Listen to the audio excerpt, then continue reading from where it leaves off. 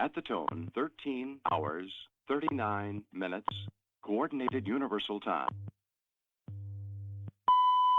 If you've ever tuned a shortwave radio, you've likely heard it, a hypnotic, unending rhythm of ticks, tones, and disembodied voices cutting through the static. For over a century, WWV in Colorado and WWVH in Hawaii have acted as the mechanical heartbeat of the United States, blanketing the globe with atomic precision time. But who is actually listening to these mysterious broadcasts in the age of GPS and smartphones? In this episode, we dive into the fascinating world of the world's oldest continuously operating radio stations. We'll explore the towering antennas of Fort Collins and Kauai and the incredibly precise atomic clocks that make it all possible. Join us as we uncover how these legacy analog signals synchronized the modern world, survived the digital revolution, and why scientists and amateur radio operators argue we still need them today. At the tone, 13 hours, 40 minutes, Coordinated Universal Time.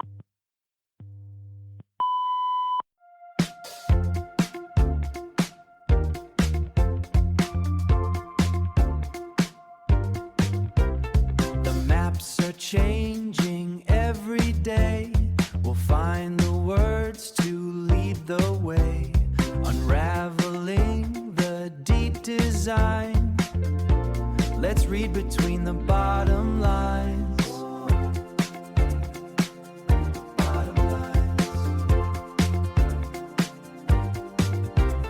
From where we've been to where we go, we're tracing out the things we know. Everything with Everett. Everything with Everett, yeah. We're just getting started. Everything with Everett. And I'm back with you. This is a long time in the making podcast episode, one that I have honestly been intrigued about for most of my life. And then when I started digging into this, I was like, oh my gosh, like I knew a lot, but there was even more, like tons that I didn't know.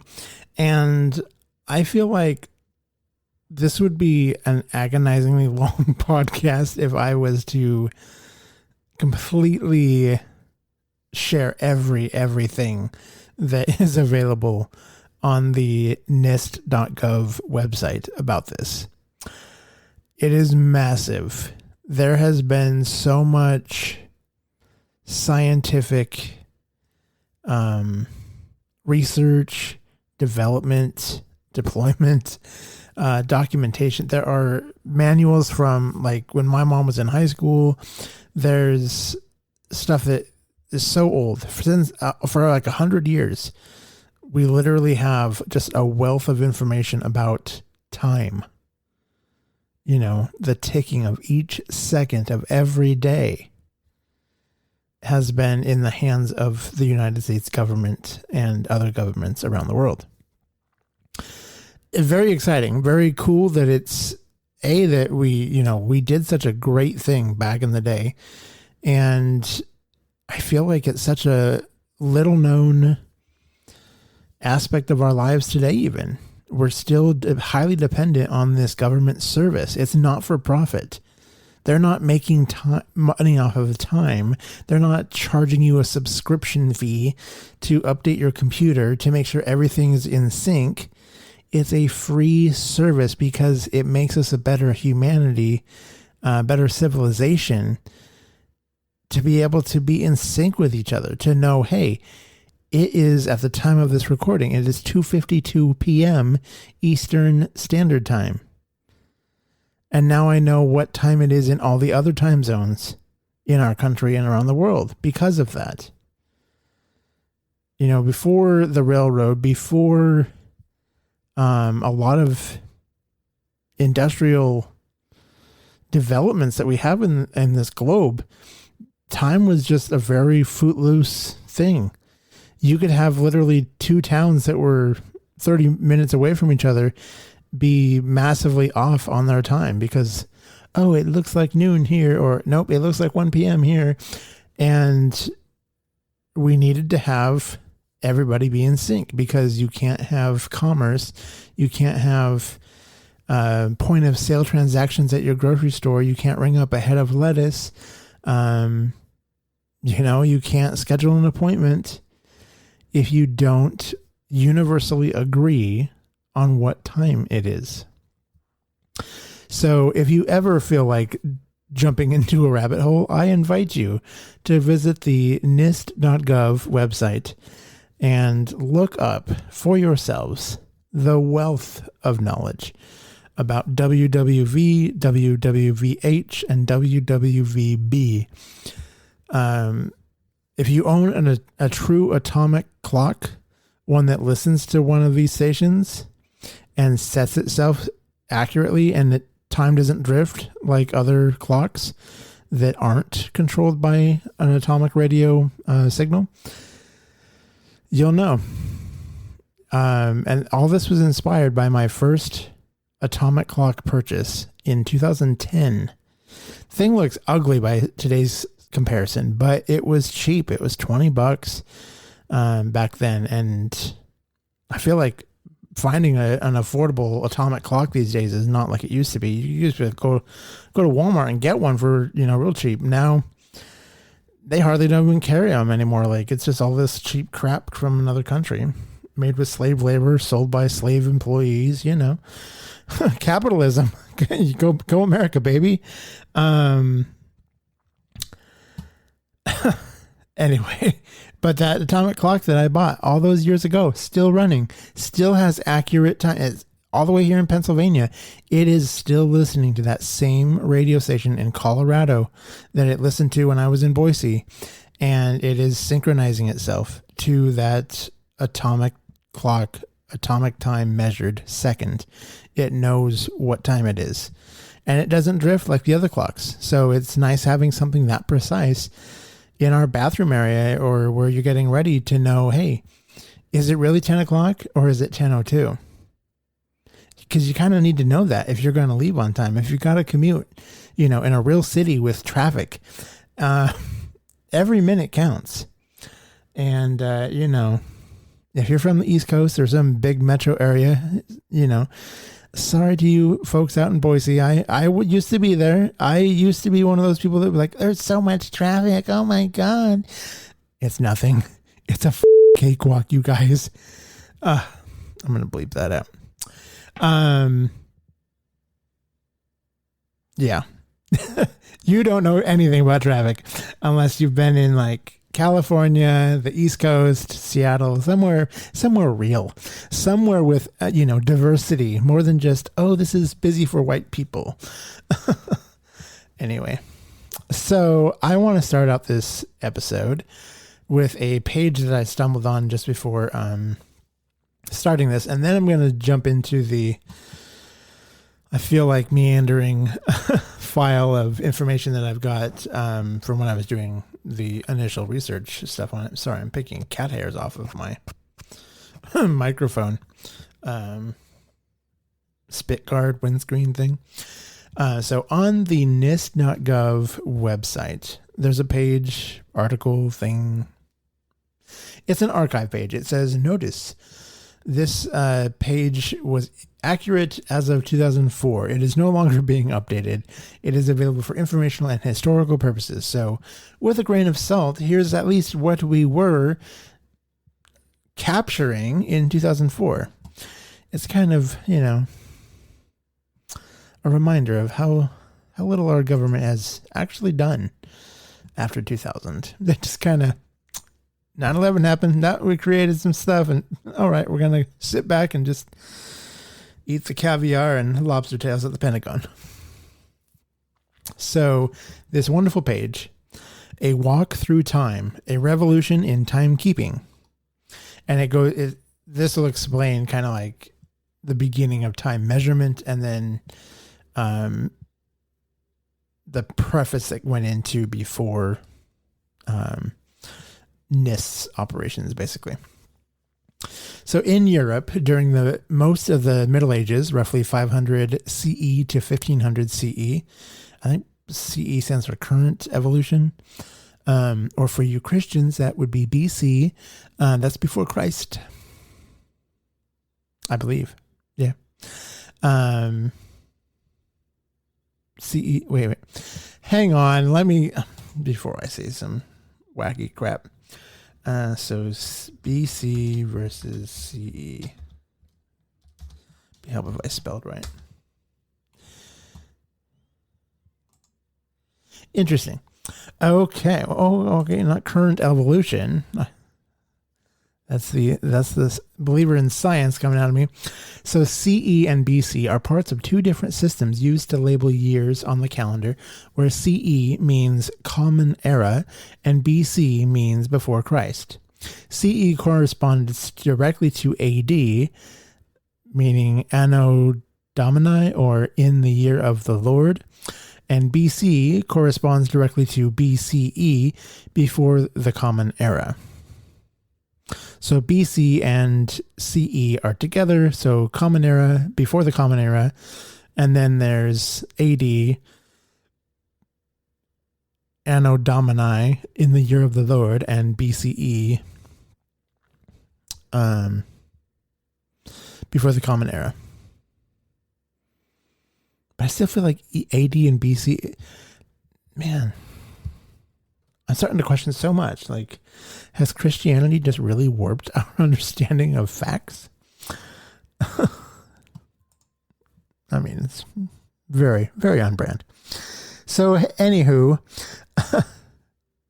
Middle Ages, technology advancement virtually ceased. Sundial styles evolved, but didn't move far from the ancient Egyptian principles. During these times, simple sundials placed over doorways were used to identify midday and for tides, important times or periods of sunlit day. By the 10th century, several types of pocket sundials were used. One English model even compensated for seasonal changes of the sun's altitude. Stay with us. We'll be right back. Are your family memories fading in a dusty box? VHS tapes don't last forever. Save those irreplaceable moments of the kids, grandparents, and family holidays before the tape degrades. I convert old VHS tapes to high-quality digital formats like MP4, so everyone in the family can easily share and watch them from their phones or TVs today. Here are the details. Just $40 a tape, includes setup, full real-time capture, and final editing. There are free delivery options. You can get your files via secure Google Drive link, or you can provide your own medium, such as a USB drive or DVD writable CDs. I'm local to the Southeast Pennsylvania area, from Allentown down to Philadelphia, but if you're interested in my services nationally, contact me and we can arrange for shipping and other methods to get those to me. Don't let your history fade away. Email me today to get started. Email vhs@everettmcconaughey.com or vhs@everettpodcast.com. Then, in the first half of the 14th century, large mechanical clocks began to appear in the towers of several large Italian cities. We have no evidence or record of the working models preceding these public clocks, which were weight-driven and regulated by a verge and foliot escapement. Variations of the verge and foliot mechanism reigned for more than 300 years, but all had the same basic problem. The period of oscillation of the escapement depended heavily on the amount of driving force and the amount of friction in the drive. Like water flow, the rate was difficult to regulate. Another advance was the invention of the spring-powered clocks between 1500 and 1510 by Peter Henlein of Nuremberg, replacing the heavy drive weights permitted smaller and portable clocks and watches. Although they ran slower as the mainspring unwound, they were popular among wealthy individuals due to their small size and the fact that they could be put on a shelf or table instead of hanging on the wall or being housed in a tall case, like a grandfather clock. These advances were design precursors to truly accurate timekeeping. Next section is accurate mechanical clocks. In 1656, Christian Huygens, a Dutch scientist, made the first pendulum clock regulated by a mechanism with a natural period of oscillation. Galilei is credited with inventing the pendulum clock concept, and he studied the motion of the pendulum as early as 1582. He even sketched out a design of a pendulum clock, but he never actually constructed one before his death in 1642. Huygens' early pendulum clock had an error of less than 1 minute a day, the first time such accuracy had been achieved. His later refinement reduced the clock's error to less than 10 seconds a day. Around 1675, Huygens developed the balance wheel and spring assembly, still found in some of today's wristwatches. This improvement allowed portable 17th century watches to keep time to 10 minutes a day, and in London in 1671, William Clement began building the clocks with the new anchor and or recoil escapement, a substantial improvement over the verge escapement because it interferes less with the motion of the pendulum. In 1721, George Graham improved the pendulum clock's accuracy to 1 second a day by compensating for changes in the pendulum's length due to temperature variations. That's why, little side note, if you look at some older like hanging wall clocks with the pendulums, if you notice that a pendulum has two different types of metals, like one's silver, one's like brass kind of looking thing, but the two metals are used to counteract each other. I learned this from my uncle, my grandfather's brother on my mom's side, Uncle Daryl. He built beautiful clocks from a kit, and one of the clocks we have that he built for my grandparents, he explained to me that one metal will typically expand or contract in the winter when it's colder and humidity, and then the other metal, they're two different metals, so when one's expanding, the other is not, and vice versa. And so by having two separate metals alternating on the pendulum, it gives it an artistic looking vibe, like, ooh, 3 brass and 2 silver kind of rods. They're counteracting each other. So the pendulum is relatively staying the same length so that the swing is staying consistent year round, no matter the temperature or the humidity. The clock is still going to tick. And that's really what all this comes down to, is the accurate timing between the tick of each second. You don't want it to be too quick or too slow, because then time drifts. And obviously, with the way the Earth rotates, that's why we have leap years, because time drifts enough that every couple of years we need to have an extra day because we got off by 24 hours. So that's why we have leap years. But mechanical clocks are subject to friction. If you have an earthquake and something, jostles the clock, it stops. And then how do you reset it? How do you know what time to set it to?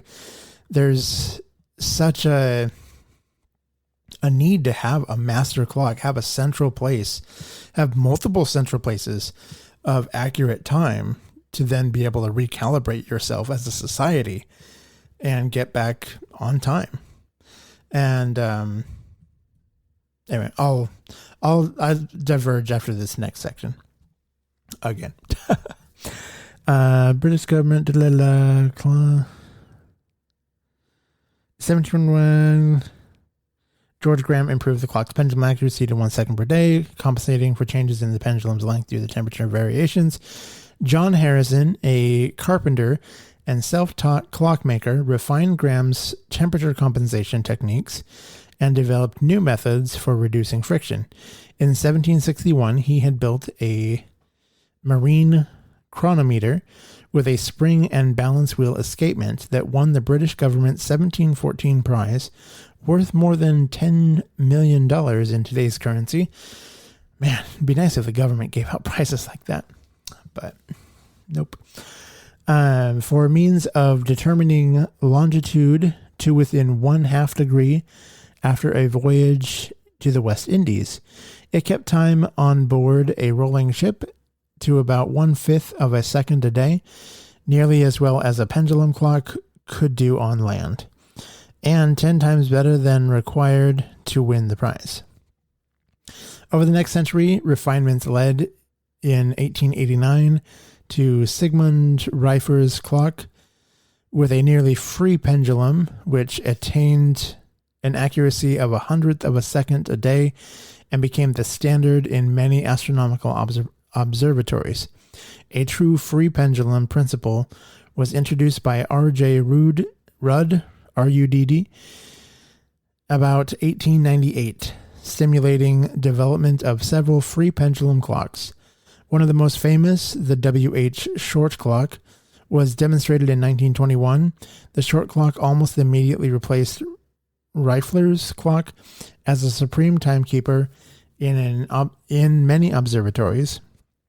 This clock contained 2 pendulums, one a slave, the other the master. The slave pendulum gave... I'm sorry. Gutter mind.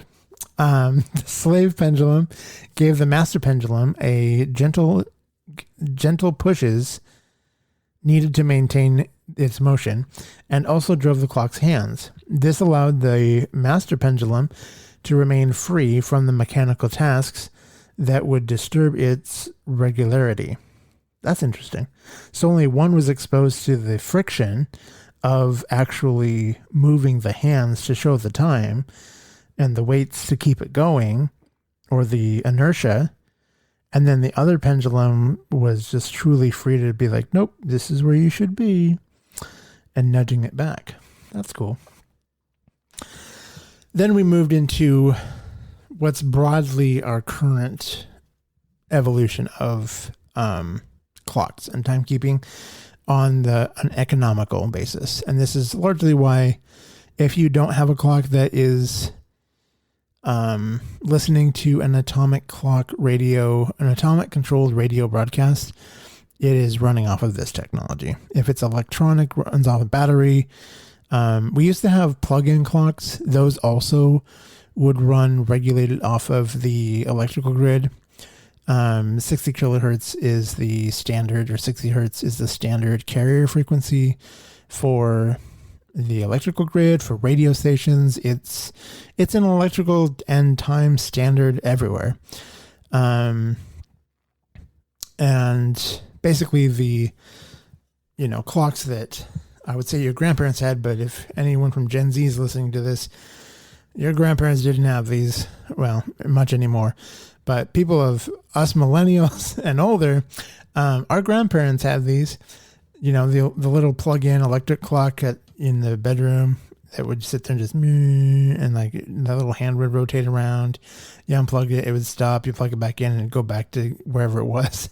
And if the power went out for like 4 hours, the clock would just resume and it'd be 4 hours off and just constantly keep drifting. But those weren't the best either.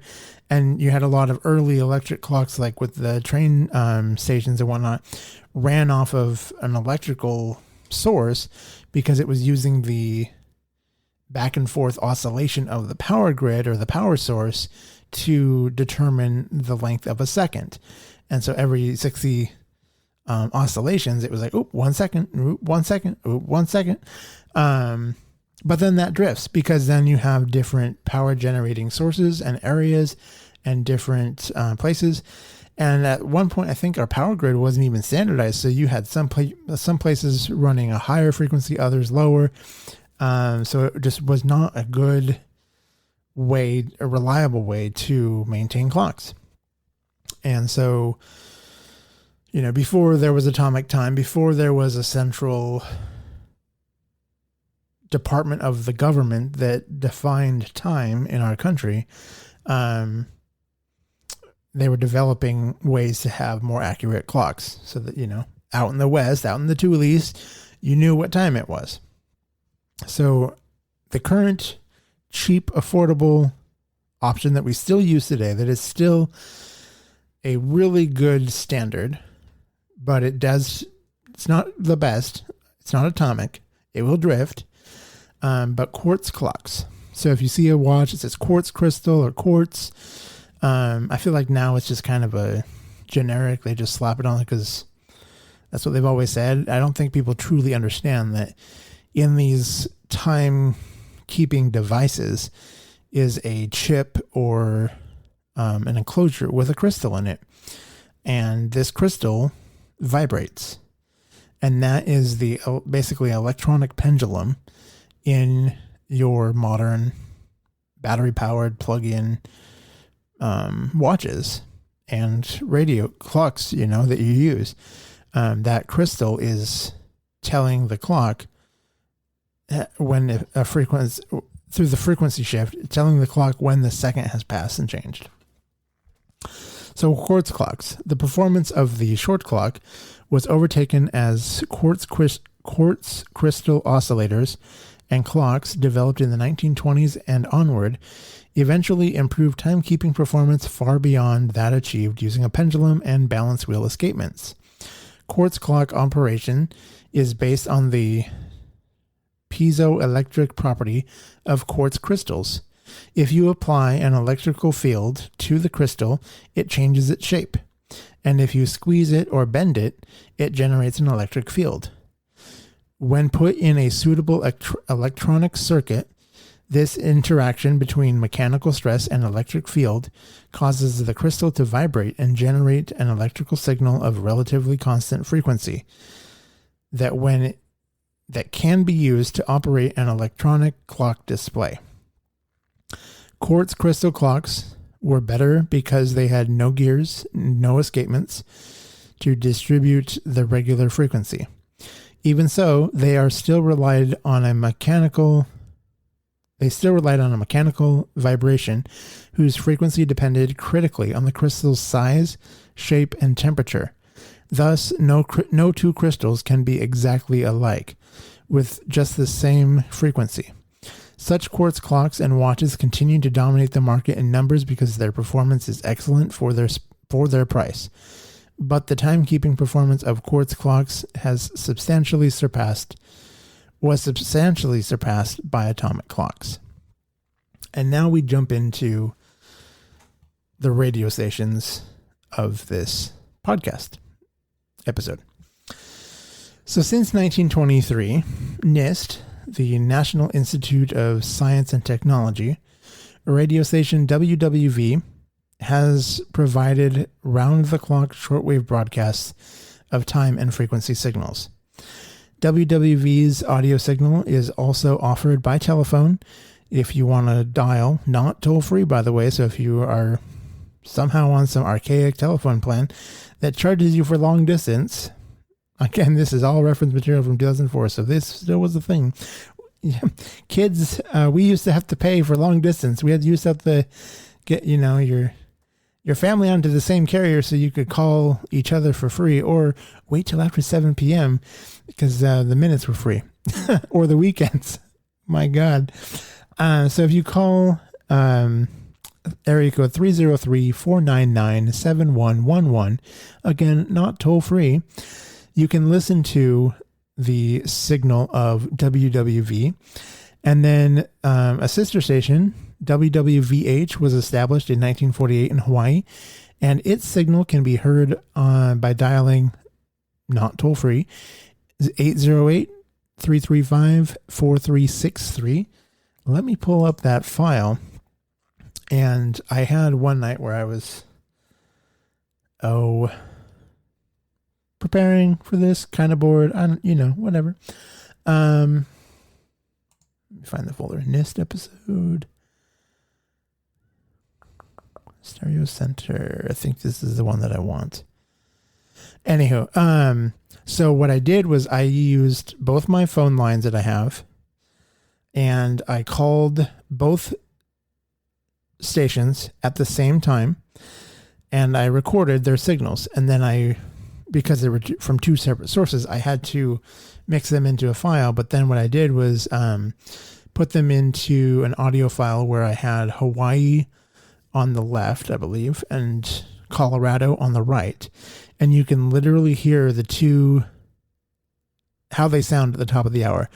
There's trade-offs, give and take, where one says one thing, another says another thing, but they each keep the seconds together. So the reason for this is so that you can hear, there's a male voice on Colorado station, there's a female's voice, a woman's voice. I hate saying the word female. Like, everything in government's female. Like, we're more than just our genitalia, folks. No matter what the Republicans want to keep obsessing over. I always make it political. I'm sorry. But it's just, we live in a disgusting world. Anywho. So anyway, they have different voices and different formats slightly.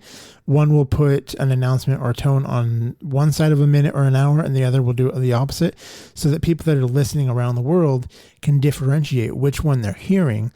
Because they also use it for like ionosphere skipping and different weather events that they're recording, trying to see how it's influencing.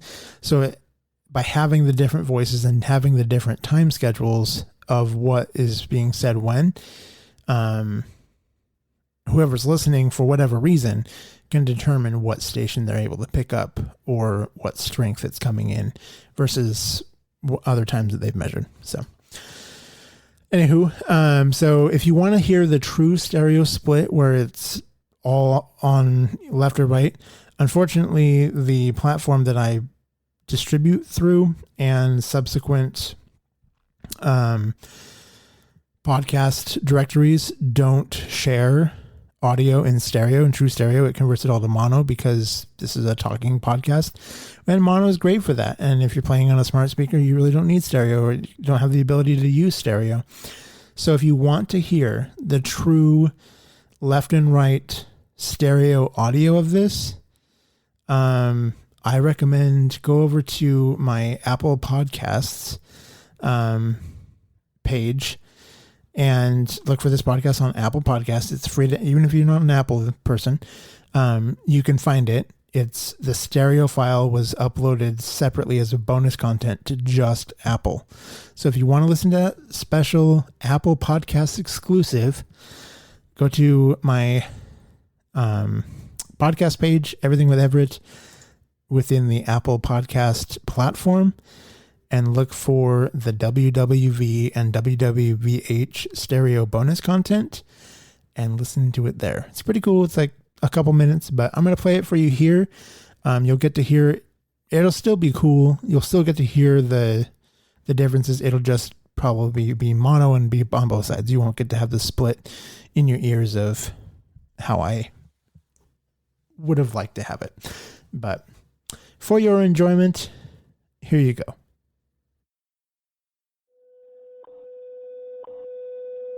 At the tone, 2 hours, 59 minutes, Coordinated Universal Time. At the tone, 2 hours, 59 minutes, Coordinated Universal Time.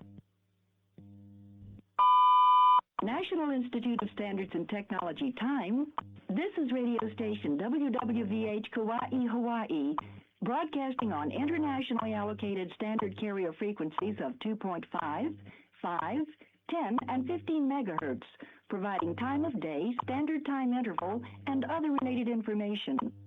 Inquiries regarding these transmissions may be directed to the National Institute of Standards and Technology, radio station WWVH, Post Office Box 417, Kikaha, Hawaii, 96752. Aloha.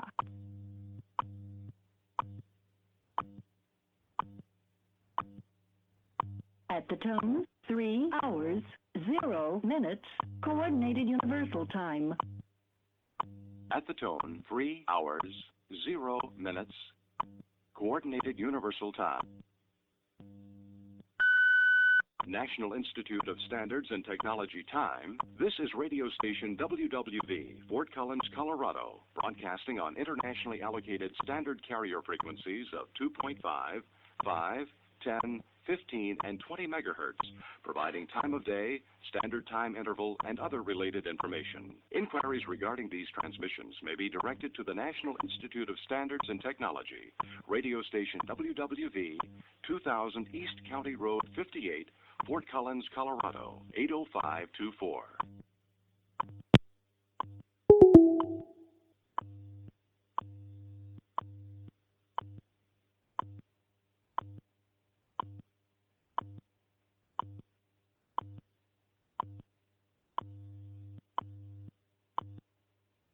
At the tone, 3 hours, 1 minute, Coordinated Universal Time.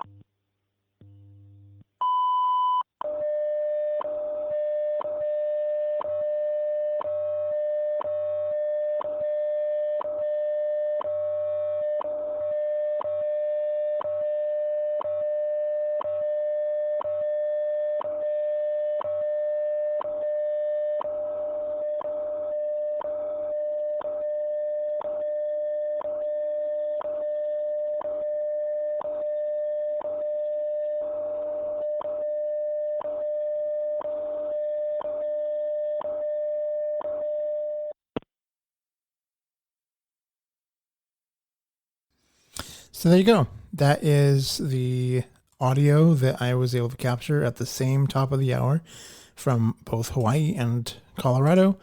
And that is what they sound like when you listen on radio, shortwave radio, high frequency radio. That's what's 24 hours a day. And they do alerts of like space weather, different things going on. There's a lot of science being done with these very basic 100-year-old radio broadcasts. So the broadcast frequencies that these stations use are 2.5 megahertz, 5 megahertz, 10 megahertz, and 15 megahertz on both stations. So in Hawaii and Colorado, there are broadcasts from these stations on each one of those frequencies.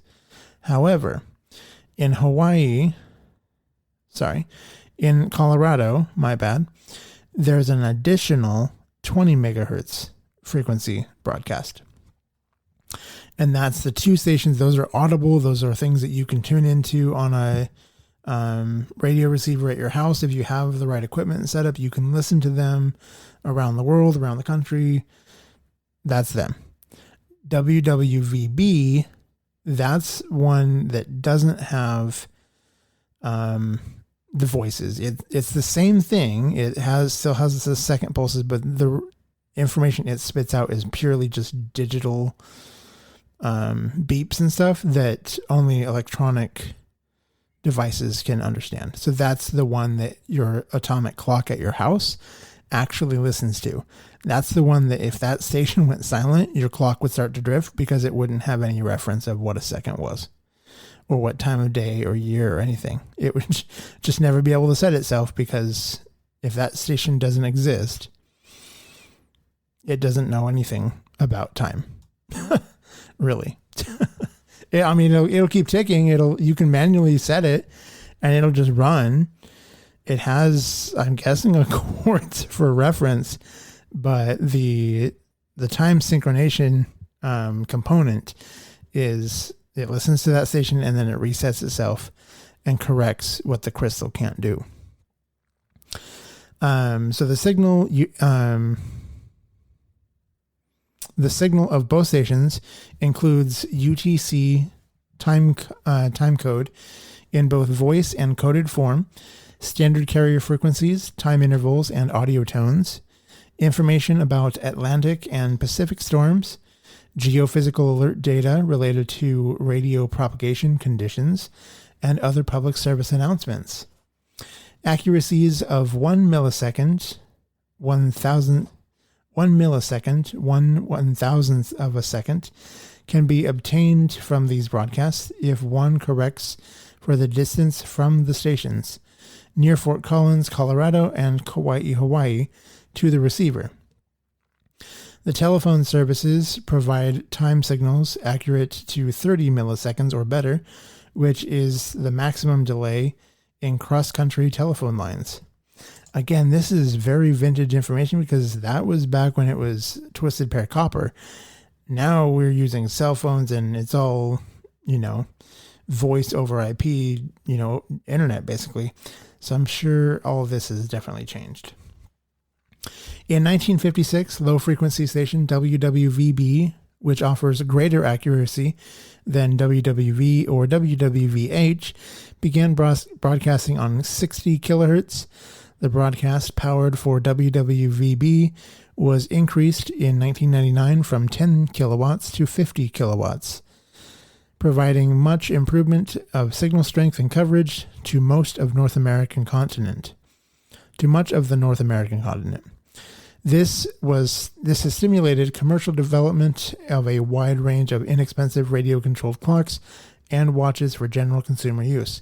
And obviously, based on when this power was increased, 10 years later, that's when I was buying a clock that spurred all this. So I literally am still using a clock that was a fruit of that power increase, probably. Time signals are an important byproduct of the Global Positioning System, GPS, and indeed, this has become a premier satellite source for time signals. The timescale operates by the USNO, serves as a reference for GPS, but it is important to note that the timescales of NIST and the USNO are highly coordinated. This is synchronized to well within 100 nanoseconds or 100 billionths of a second. Thus, signals provided by either NIST or USNO can be considered as traceable to both institutions.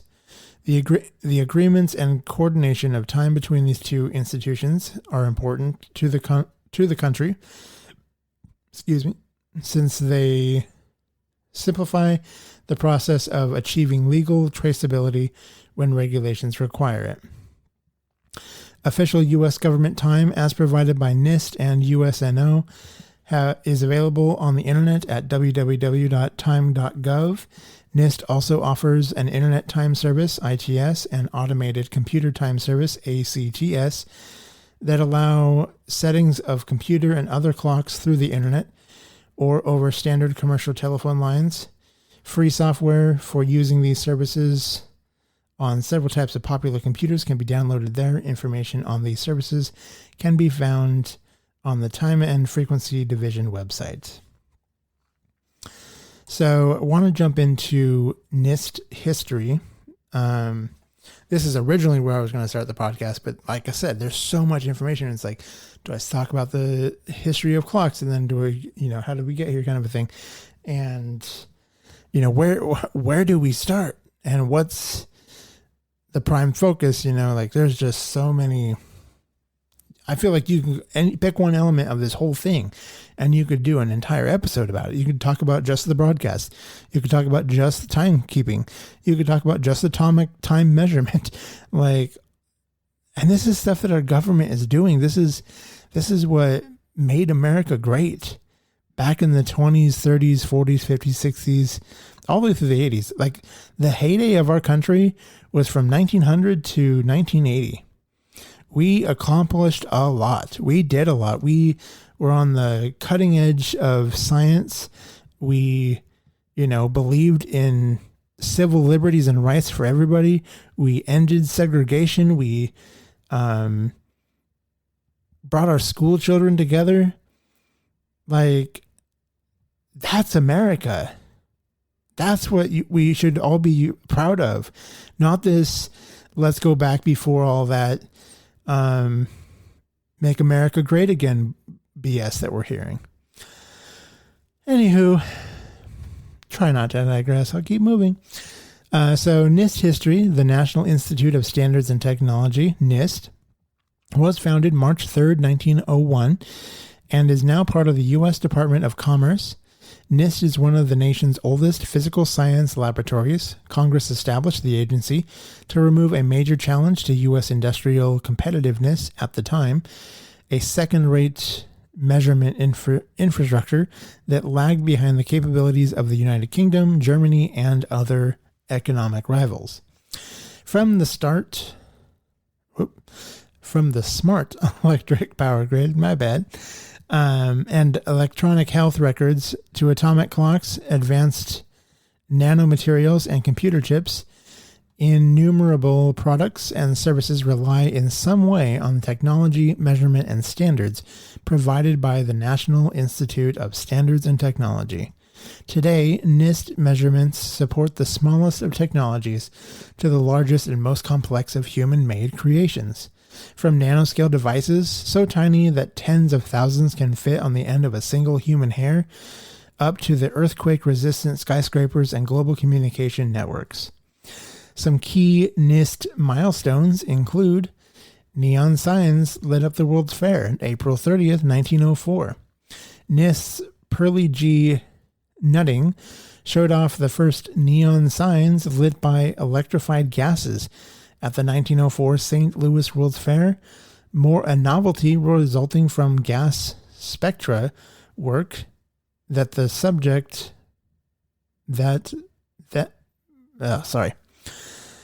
More a novelty resulting from his gas spectra work than a subject of serious research, neon signs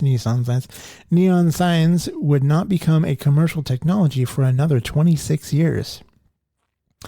NIST launches WWV November 2nd, 1920. NIST began experimental broadcasting of music and speech about 6 months before the first commercial station, KDKA, in Pittsburgh, Pennsylvania, came on the air November 2nd, 1920. NIST used these broadcasts to study the technical problems that plagued early radio, and in 1923, NIST began broadcasting standard frequencies from its station WWV in Beltsville, Maryland, to help commercial radio stations avoid interfering with each other's signals. May 15th, 1923, NIST invented the first commercially built radio broadcast receiver that operated with alternating current, AC, and was delivered by the power grid at 60 hertz. It goes on to say, our researchers showed that receivers could use household 110 volt AC without sacrificing performance quality, which was much safer and more convenient for the consumer, which helped to expand radio ownership and propel the growth of radio and broadcasting industries. Because before that, it was DC. You had to have a car battery to power the radio. The only electric, air quote, appliance that most people had in their houses, pretty much just glorified shacks, was the radio. You were, back in the early days, when our grandparents were, again, older millennials, Gen X, boomers, when our parents and grandparents were wee tots and our great-grandparents, the radio was a pretty big commodity. That was the television back in the day. And, that's why Dad, the patriarch, got to pick the radio show, because you were using that precious battery time, and Junior here wasn't working a job and paying for that lead acid battery. Dad's time's important. Got to prepare for the Dust Bowl. I crack myself up. I hope you're laughing too. January 1st, 1936, better weather forecast. The radiosonde, SONDE, is a balloon-borne instrument that transmits atmospheric data useful for weather forecasting, such as temperature and pressure, to the ground station. NIST designed and built radiosondes for the U.S. Navy beginning in 1936. NIST made improvements to the device that allowed for the first accurate measures of humidity in 1938. So the weather balloons that NOAA uses were designed and built by NIST. This is like the birthplace of our country. All the technology is NIST. Panoramic dental x-ray machine was developed January 1st, 1953. The partnership between NIST and the American Dental Association resulted in the invention of the panoramic x-ray machine in the 1950s, which made it possible to image the entire mouth with only one exposure, minimizing the radiation dose to dental tissues. The collaboration, which began during World War I, was contributed to the invention of high-speed dental. Also contributed to the invention of the high-speed dental drill. So a lot of dental technology that we're still using was developed in the 50s at NIST. The government's scientific research studying lab.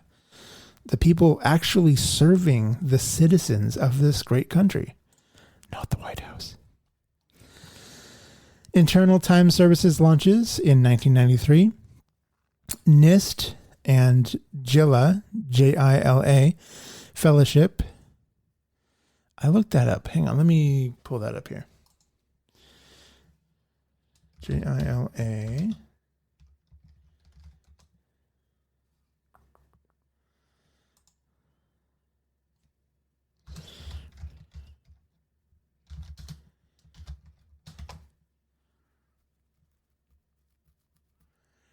Okay, so JILA stands for the Joint Institute for Laboratory Astrophysics. Fellow Judah Levin came up with the idea and wrote most of the software for the NIST. Introduced in 1993, the service allows anyone to set their computer clock to match universal coordinated time as provided by NIST. As of late 2012, the service responded to more than 12 billion requests a day. So that's just, some notable things. They've got way more. There's far more involvement in everyday tiny things. Like, they actually help develop different measuring techniques that we use as like the FDA to measure like what's in our food. NIST is, if you ever needed a pick-me-up, something that's like, oh my God, we are actually like, we should be pouring our military budget into NIST. Like, we shouldn't be building bombs. We shouldn't be, supporting countries like Israel, to wipe out entire civilizations in Palestine. And we shouldn't, be threatening to wipe out other countries. We could be investing in the development of humanity. We could be investing in the development of our country and the world through NIST. We could actually understand climate change. We could understand, food scarcity. We could understand weather patterns. We could actually build a place where we can all live and exist versus these whimful dreams of these people that, deferred out of military service because of bone spurs, wanting to relive their glory days of like, oh, I wanted that military medal. I just didn't want to get shot in the ass. Like, no, you either go fight in the war that you were called to fight in your generation, or you sit down and shut up. Oh, I get so fired up. All right. Continuing on, the subject at hand, the beautiful NIST radio stations that are over 100 years old. Incredible, very not widely known. So, maybe share this episode with somebody. That'd be great. Let them know. Like, we need to, right next to supporting NPR, I would be dropping money if I had to help keep NIST funded and serving the people of this country. This is where our tax dollars are supposed to be going. This is what having a good government is, NIST. All right. I captured the headlines from their website. I was like, ooh, these are great little markers. Why so many stations? What's the difference? WWV in Colorado and WWVH in Hawaii. These two stations operate in the shortwave radio spectrum, broadcasting the exact same time data but at different audio frequencies. Audio clues to prevent overlap in areas where both signals can be heard. WWV uses a male voice, while WWVH uses a female voice. Their voice announcements are staggered. Specialized use, aside from the time, these stations broadcast geophysical and solar storm alerts, example space weather, because the signals bounce off the Earth's ionosphere. Shortwave listeners around the world can use them to check radio propagation and synchronize instruments. WWVB, Colorado, instead of broadcasting audible tones, WWVB broadcasts a continuous, inaudible, digital binary time code. How it works? Millions of consumer atomic, air quote, watches, because, there's no actual atomic timekeeping in the atomic clock. It's just listening to a radio station that is repeating the atomic time signal from an actual atomic device. The only atom splitting and marking the second is in Colorado and Hawaii. It's not in your wristwatch, and it's not in the clock hanging in your bathroom. Sorry. $20 just doesn't go as far as it used to.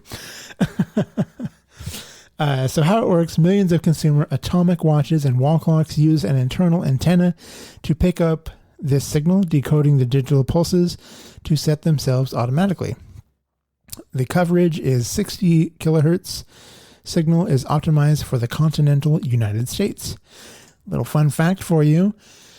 While I was researching this, most countries have these. There's actually, I think, 7 different atomic time broadcasts in the world.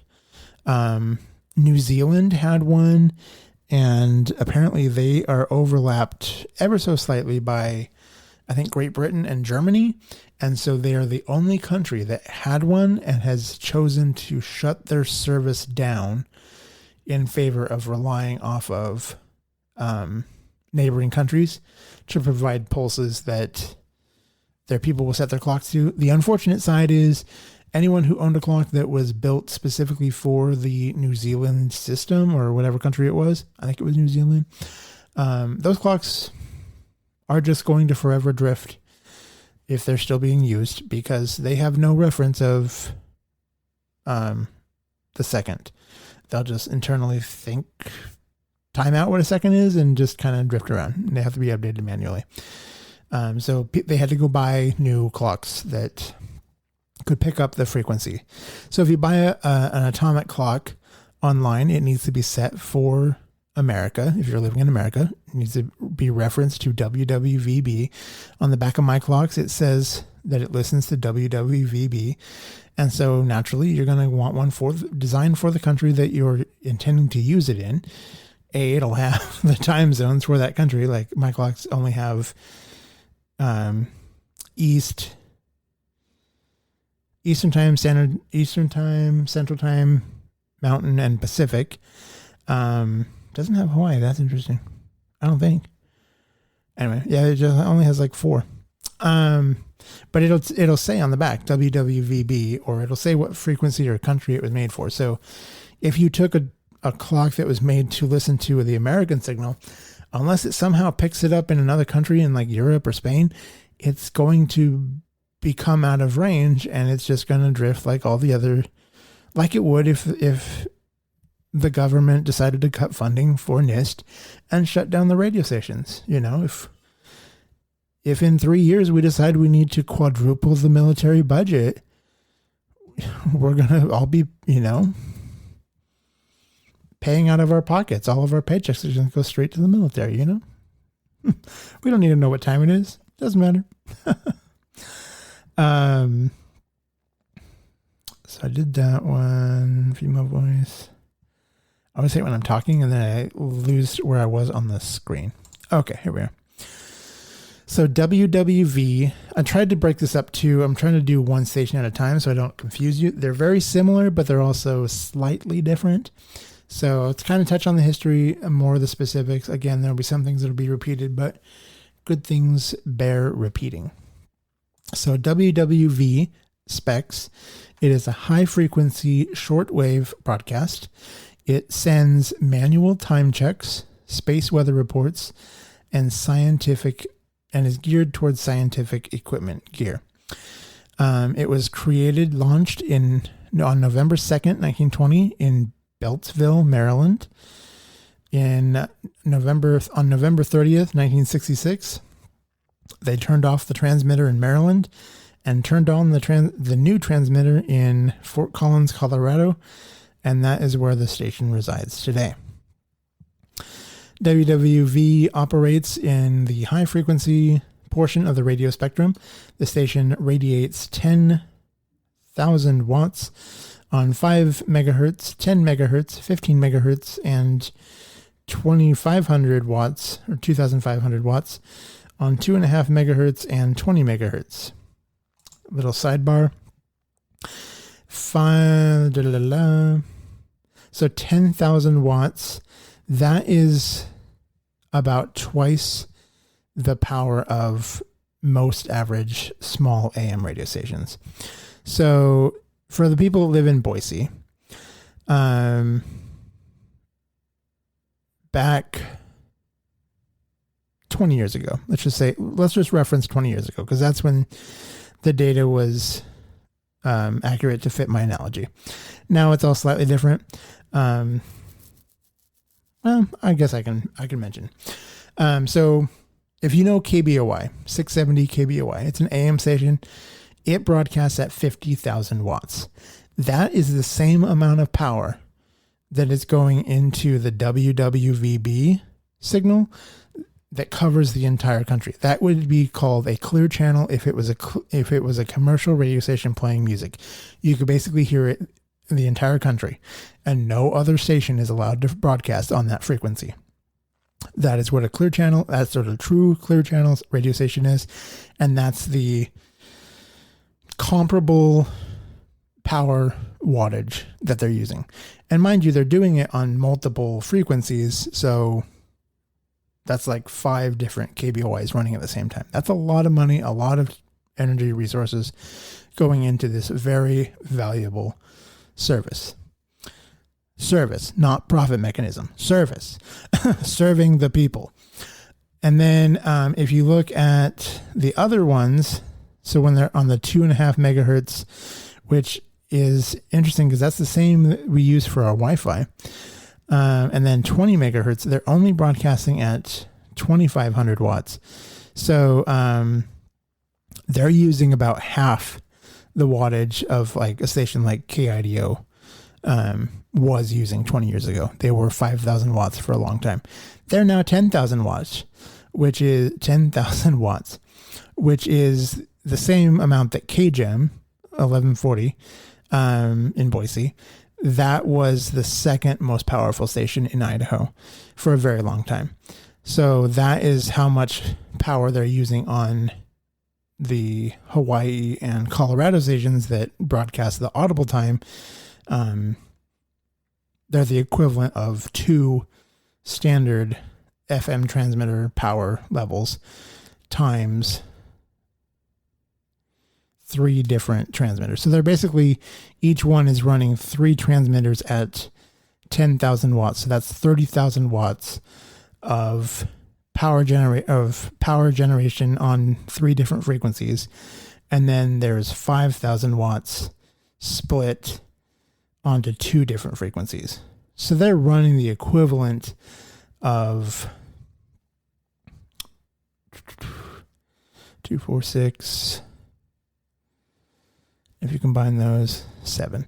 So they're basically running, 7, the equivalent of 7 5,000 watt AM radio stations, give or take. Which probably way over your head, and my apologies. Each frequency is broadcast from a separate antenna. Although each frequency carries the same information, multiple frequencies are used because the quality of high-frequency reception depends on many factors, such as location, time of year, time of day, and frequency being used, and atmospheric and ionospheric propagation conditions.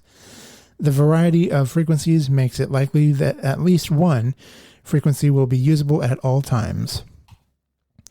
The WWV antennas are half-wave vertical antennas that radiate omnidirectional patterns, which means they go in a full circle, versus directional, which would send the signal north, south, east, west in one direction. Omnidirectional is like your Wi-Fi at home. It goes out and around and all the way around. The microphone I'm talking to is not omnidirectional. If I talk on the side, you can hardly hear me. But if I talk right into where the microphone is, that's directional. Omnidirectional, I would be able to move all the way around the microphone. You can hear me. Now you know.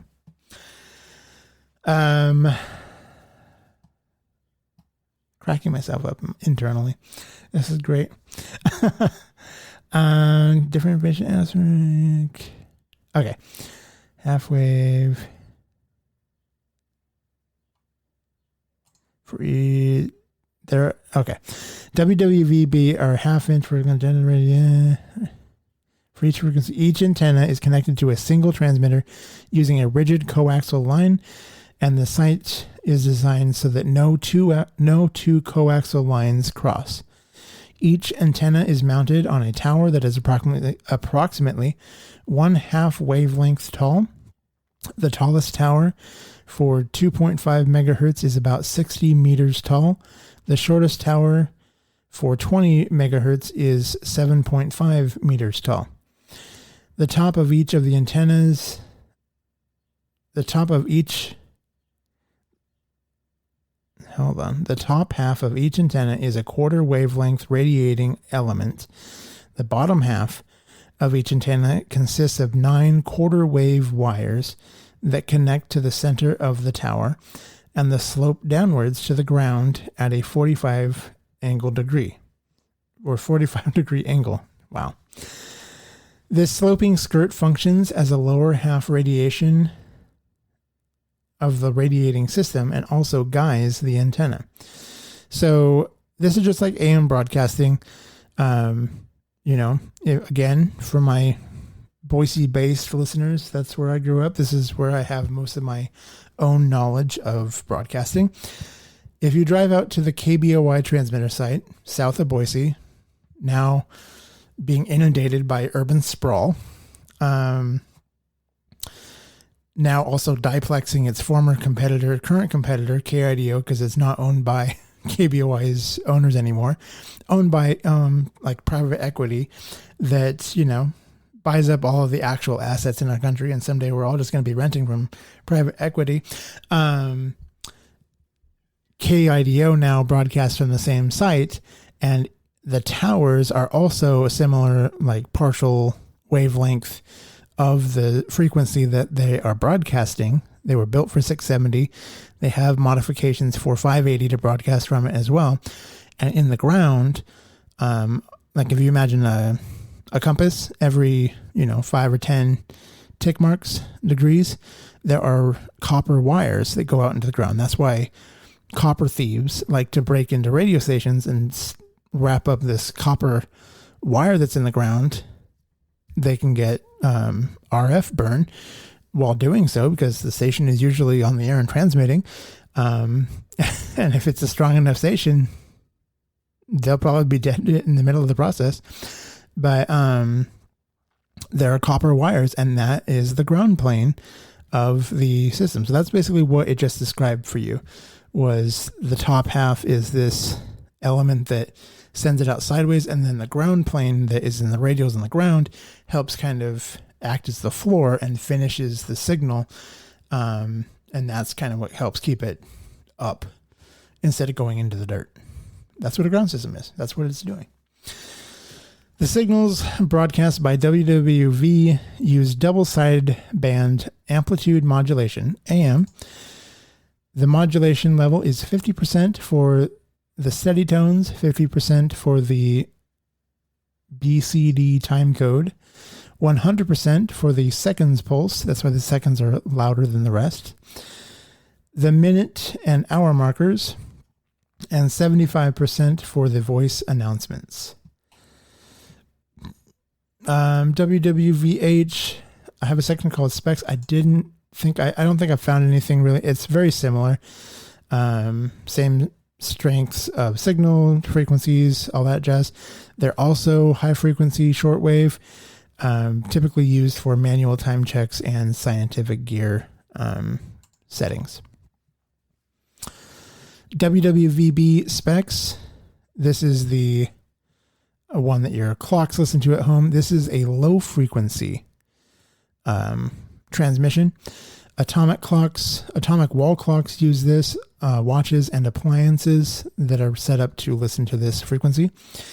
In 1956, NIST's Boulder Laboratories began broadcasting experimental low-frequency signals from its station KK2XEI. In 1963, this station was relocated to Fort Collins, Colorado, renamed WWVB, and began broadcasting time and frequency signals. Today, radio-controlled clocks in most of North America use WWVB to synchronize themselves with NIST's atomic clock in Boulder. NIST radio station WWVB is located at the same site as NIST high-frequency radio station WWV near Fort Collins, Colorado. The WWVB broadcasts are used by millions of people throughout North America to synchronize consumer electronics like wall clocks, clock radios, and wristwatches. In addition, WWVB may be used in other consumer timekeeping applications such as appliances, cameras, and irrigation controllers, as well as high-level applications such as accurate time synchronization. So now...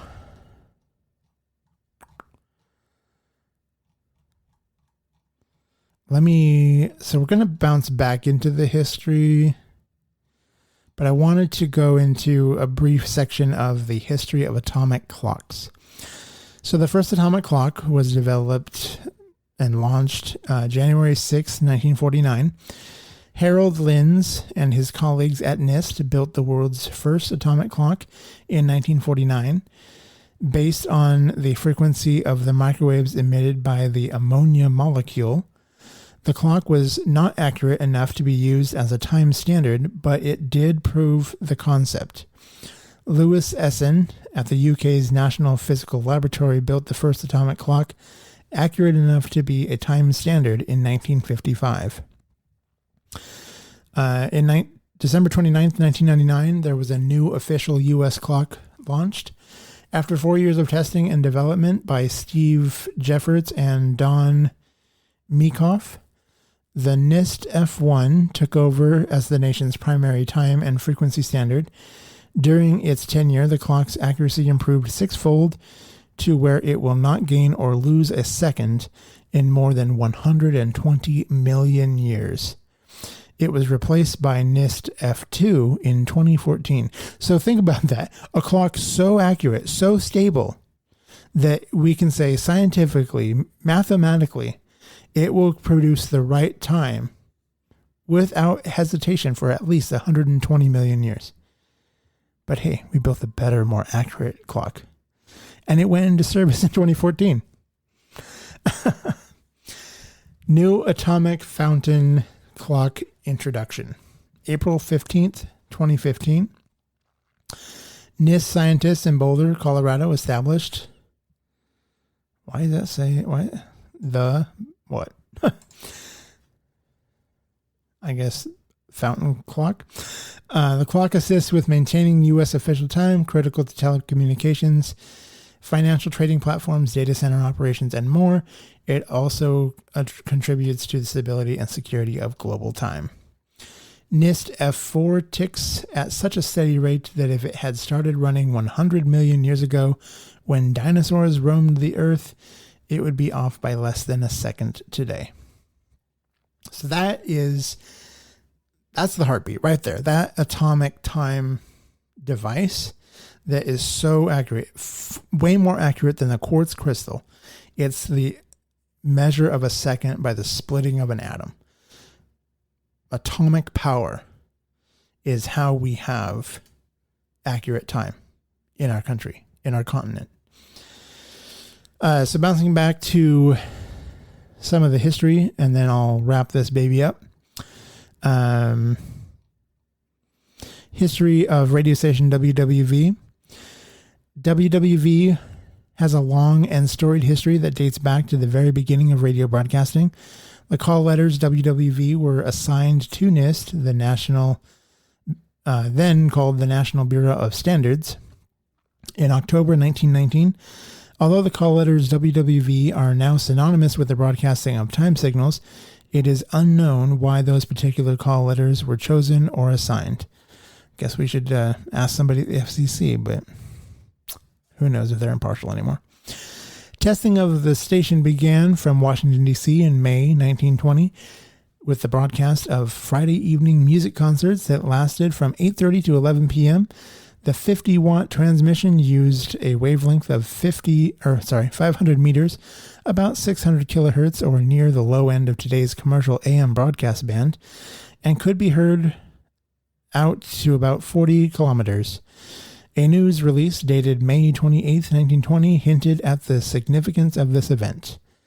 Newspaper article read in part, "This means that music can be performed at any place, radiated into the air by means of an ordinary radio set, and received at any other place, even though hundreds of miles away. The music received can be made as loud as desired by suitable operation of a receiving apparatus. Such concerts are sometimes sent out by the radio laboratory of the Bureau of Standards in connection with the trials of experimental apparatus. This music can be heard by anyone in the states near the District of Columbia having a simple amateur receiving outfit. The pleasant evenings which have been experienced by persons at a number of such receiving stations suggest that interesting possibilities of the future." Interesting possibilities indeed. Keep in mind that KDKA of Pittsburgh, generally acknowledged as the first commercial broadcast station, did not go on the air until November 2nd, 1920. So nearly a whole year before KDKA went on the air in Pittsburgh. On December 15th, 1920, the station began assisting at the Department of Agriculture in the distribution of market news to farm bureaus and agricultural organizations. A 2-kilowatt spark transmitter was used to broadcast 500-word reports called the Daily Marketgram on 750 kilohertz. The operating radius was around 300 kilometers out of Washington. These broadcasts continued until April 15th, 1921. That's crazy that they were broadcasting when the Titanic sank. Nice. By December 1922, it was decided that the station's purpose would be the transmission of standard frequency signals.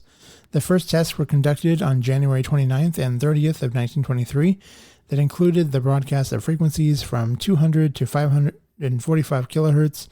By May of 1923, WWV was broadcasting frequencies from 75 to 2,000 kilohertz on a weekly schedule. The accuracy of the transmitted frequencies was quoted as being better than 0.3%. The output power of the station was 1 kilowatt. They're running at 10 now.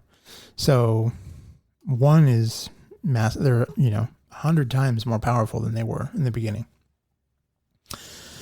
There were numerous changes to both broadcast schedule, format, and frequency of WWV throughout the 1920s. In January 1931, the station was moved from Washington to the nearby city of College Park, Maryland. A 150-watt transmitter operating at 5 megahertz was initially used, but the power was increased back to 1,000 watts by the following year. A new device, the quartz oscillator, made it possible to dramatically improve the output of frequency of WWV. Quartz oscillators were first used at WWV in 1927, and by 1932 allowed the transmitted frequency to be controlled to less than 2 parts in 107. That's crazy. Like, the same station that we use today for atomic timekeeping was originally sending out time based off of quartz time measurements. So the same technology that's in your, generic brand basic watch was being used by the government as a reliable standard.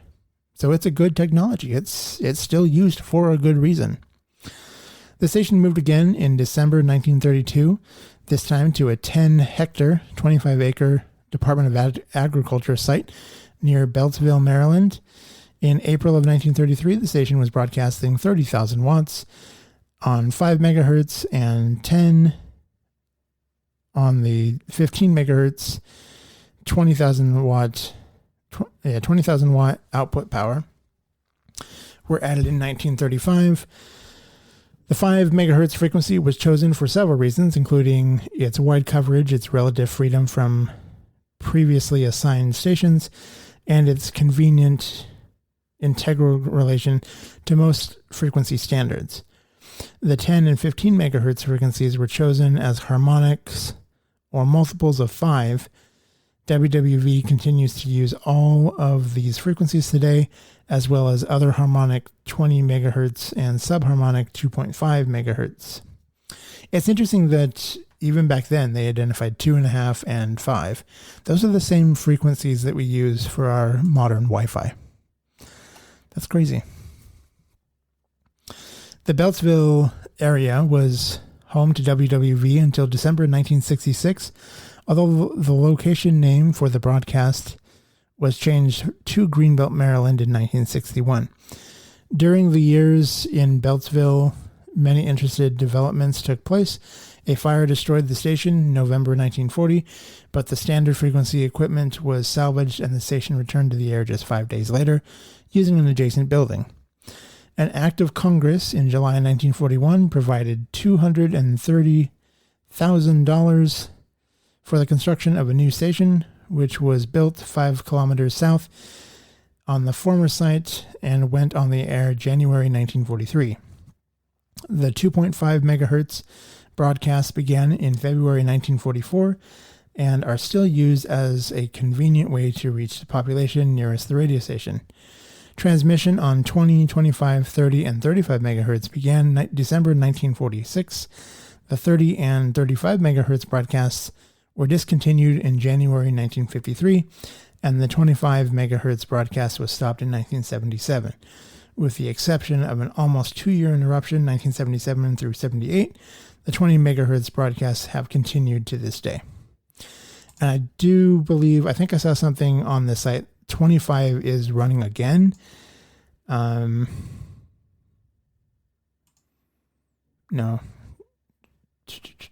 That one's continued. One of them was brought back for experimental, but it's not a permanent thing. But by experimental, it's been running for quite a while. So who knows how long the experiment's going to go. Again, you can find all this information out on their website. This is all public information. This is really cool.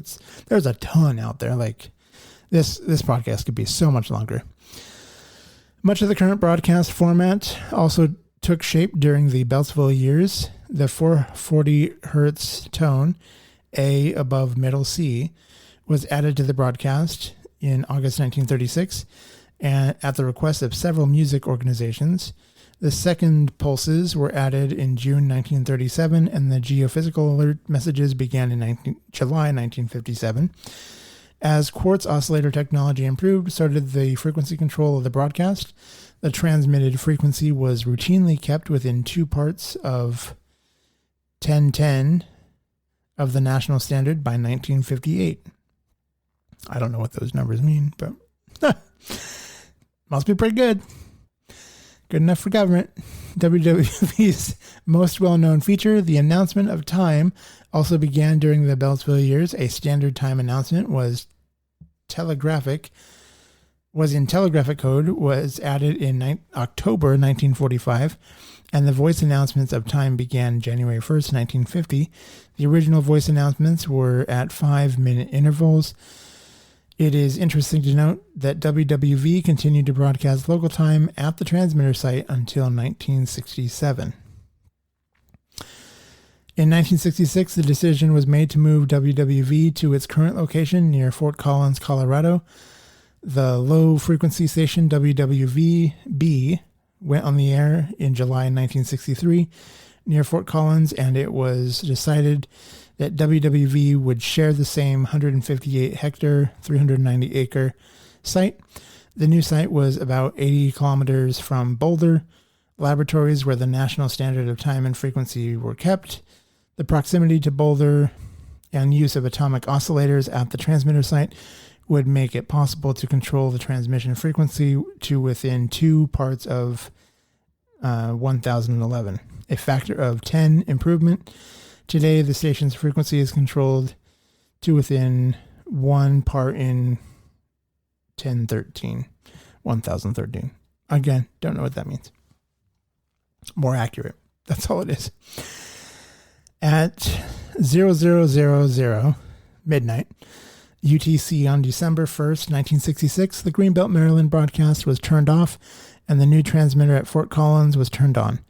In April 1967, the station began broadcasting Greenwich Mean Time, GMT, instead of local time, and began its current format of using Coordinated Universal Time, UTC, in December 1968. The time announcements were made every minute instead of every 5, beginning in July 1971, when my mom was 10. That's crazy. Many new features and programming changes have been added to the WWV broadcast over the past few decades, and the current station schedule is described on the website. It's pretty cool. There's really old diagrams. When I worked in radio, we called them clocks, and it would show the hour format, like when you're top of the hour, legal ideas and breaks and, all that stuff. But it shows when the tones are, when the announcement is, when special announcements are going to be inserted if there's something to say, like geostorm info or weather issues or whatever. But you can look up and you can see, if I want to know about this, if there's an announcement, I can tune into the frequency or call in at this minute of these hours and get this information. It's all there. And they've just been doing this quietly. It just ticks away in the background and most of us are not hearing any of it. For more information on the history of WWV, see A Century of WWV, a paper written in observance of the 100th anniversary of the station on October 1st, 2019. It's available on the website. And then lastly, a quick history of WWVH. This again comes from the website. WWVH began operating on November 22nd, 1948 at Kauai on the island of Maui in the territory of Hawaii. Hawaii was not granted statehood until 1959, so nearly 11 years before the state of Hawaii existed. The original station broadcast a low power signal on 5, 10, and 15 megahertz. As it does today, the program schedule of WWVH closely follows the format of WWV. However, voice announcements of the time were not added to WWVH broadcasts until July 1964. The original WWVH station site was constantly threatened by an eroding shoreline, and much of the station's equipment and property had been damaged. It was estimated that 75 feet of shoreline were lost in the period from 1949 to 1967. Oh my God. What? Global warming in the 40s? The liberals have just been in control of everything. AI has been running the weather. By 1965, the ocean was within a few meters of both the main building and the 10 megahertz antenna, and it was obviously necessary to move WWVH to a new location. In July 1971, the station moved to its current location, a 30-acre, 12-hectare site near Kikaha on the island of Kauai, Hawaii. Anywho, so that is a lengthy but also brief history of atomic time, WWV, WWVH, WWVB in Fort Collins, Colorado, from Maryland originally, and in Hawaii. So the next time you look at someone's house or your own atomic controlled clock that says radio controlled, atomic time, atomic controlled, what have you, it's listening to this fabulous technology developed by the United States government in the early 1900s, and it is still serving the American people, and arguably many people around the world. This is a service of our country to the globe. My hats go off to NIST. I heard about NIST, but after diving into this, and I encourage you to look up, learn more about NIST. Look at all the different, there's more than just time. They're involved in so much. And I feel like they should be in the headlines. We shouldn't be hearing about these tweets of these politicians. We should be hearing about what actual scientists are doing and uncovering. They're developing the standards, like all the things that we see as like, oh, that's the standard nutrition label, and that's this, and that's that. Were typically developed in some form or fashion through NIST. This is how instrumental these people of instruments are. They are the developers of standard technology, standards in measurement. They are how we know the weight of our dollar. Anyway, incredible group. That, like NIST, makes me proud to be an American. That right there. That's it. That's all. NIST. Enough said. All right. Well, thank you for joining me on this wonderful episode. Again, I hope you enjoyed the audio of the stations. Hope you learned something. Hope I didn't bore you. And I hope I've encouraged you to look at something for yourself. Dig into this as well. Look at the cool bit. Like, there's these awesome reports that, like, our government used to be so formal. It was like these reports about how it works and like the developments and things that they were learning. And it's just like, nobody does that anymore. Like, there was this kind of cadence, this decorum that our country was built on. And I really wish that we could find a way to bring it back. Put some professional standards back in all the offices and truly make our country what it was. Minus the racism and segregation, obviously, but we can embrace what was good of the past and retain what's good of now and improve on both. So anyway, my thank you to you. Please like, follow, subscribe, leave a review, share it with a friend, share it with someone on social media, broadcast it to the public, say, hey, I've listened to Everett. He says some good stuff, and get it out there. All right. Thanks for joining. I will catch you at the next one.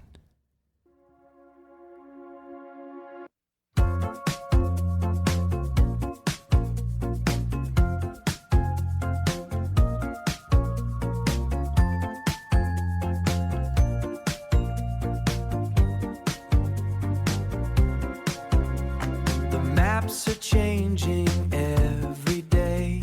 We'll find the words to lead the way, unraveling the deep design.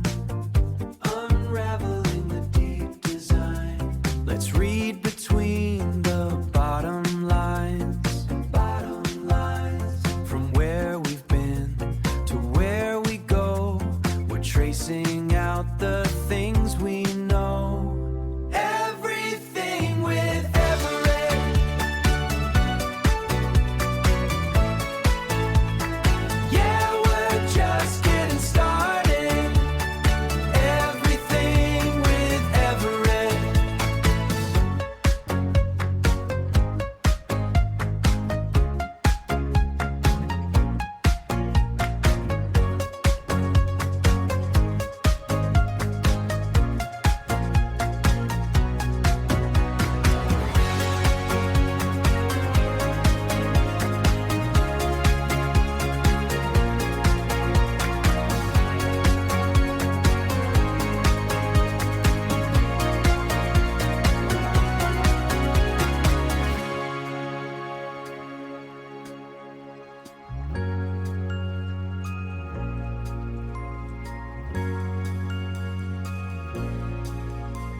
The maps we drew today Now fold it for the next turn.